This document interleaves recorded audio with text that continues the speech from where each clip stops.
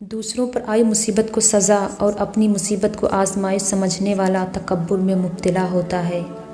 بے بس کی آنکھ سے گرنے والا ایک آنسو نہ جانے کتنی عبادتوں پر فوقیت لے جاتا ہے۔ کائنات کا سب سے بڑا سچ رب العالمین تک پہنچنے کے لیے رحمت للعالمین کی پیروی ضروری ہے۔ انسان دو معاملات میں بے بس ہے، دکھ سے بھاگ نہیں سکتا اور خوشی خرید نہیں سکتا۔ جب اللہ پاک نے آپ کی زندگی کو اچھا موڑ دینا ہوتا ہے تو آپ کو جھوٹے اور مکار لوگوں سے دور کر دیتا ہے۔ دعاؤں اور سجدوں کی توفیق صرف اور صرف اللہ کی طرف سے ملتی ہے۔ زندگی میں کچھ لوگ محض صرف دکھاوا کرتے ہیں کہ وہ جیسے آپ کی مدد کر رہے ہیں۔